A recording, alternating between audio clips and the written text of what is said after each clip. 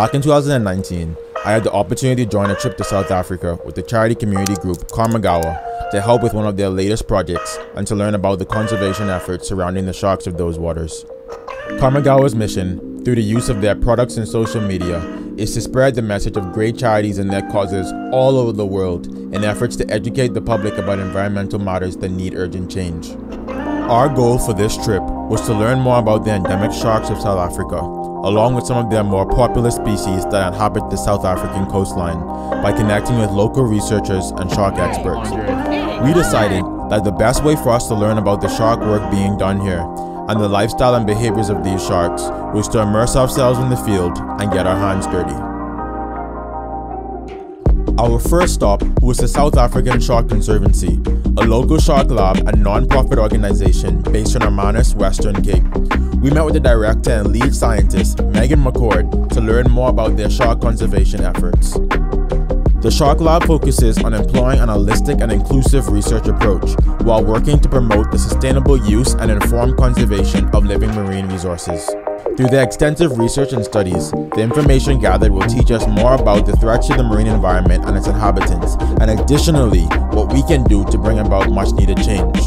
Curious about how the team went about collecting data from a wild underwater animal, we met with Guy Paulette, the project manager of the Shark Lab, to find out. The most effective method of data collection is by fishing for the sharks offshore using hand lines and specialized hooks called circle hooks. These hooks have the barb compressed, preventing damage and reducing the mortality rate of the sharks once caught.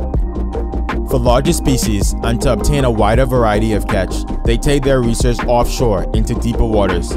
Most of the shark species encountered are endemic, meaning they're only found in the waters around South Africa, and those include sharks such as the uniquely patterned pajama cat shark and the apprehensive dark shy shark. The pajama cat shark gets its name from the dark, thin stripes that run parallel alongside its body. They can grow to around 3.5 feet long and are mostly nocturnal animals. Most of their day hours are spent hiding under rocks and in shallow reefs to avoid predators. Rather than bearing live young, pajama cat sharks only lay 2 eggs per year. The egg casings are made out of creatine, the same material in our fingernails, and are laid in the reefs, anchored by its egg tendrils, a slender thread-like appendage that helps fasten into the underwater structures. The dark shy shark is one of the smallest sharks around, reaching a max length of only 24 inches long. When threatened, the dark shy shark curls into a ring with its tail covering its eyes, hence the name shy shark. When in the open ocean, the Shark Lab team uses a long line setup to increase their chances of catching a shark. About 20 baited hooks are deployed on each long line, and after a few hours, they are collected. The purpose of this method is to tag the sharks, collect tissue samples, and record data of the animal's specifications based on their size and location.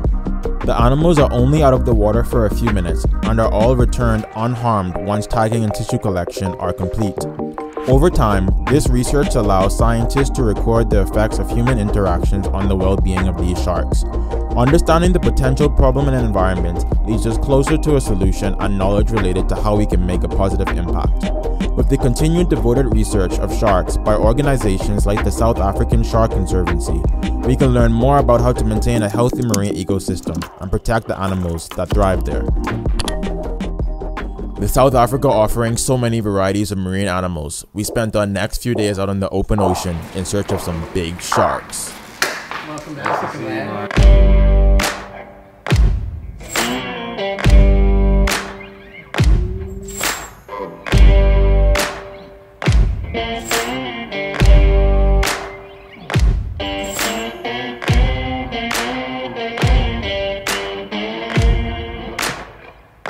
We're out here in Simonstown. We're gonna dive with shark explorers today with some blue sharks and maple sharks. This is the ocean. Might get them, might not, but let's see how it goes. We got Brock, camera, taking us out.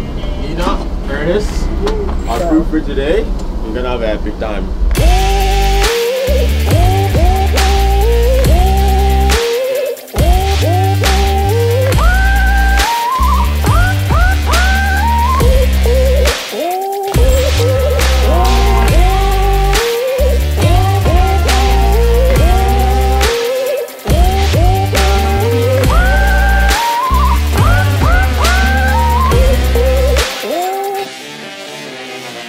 First up, the blue shark.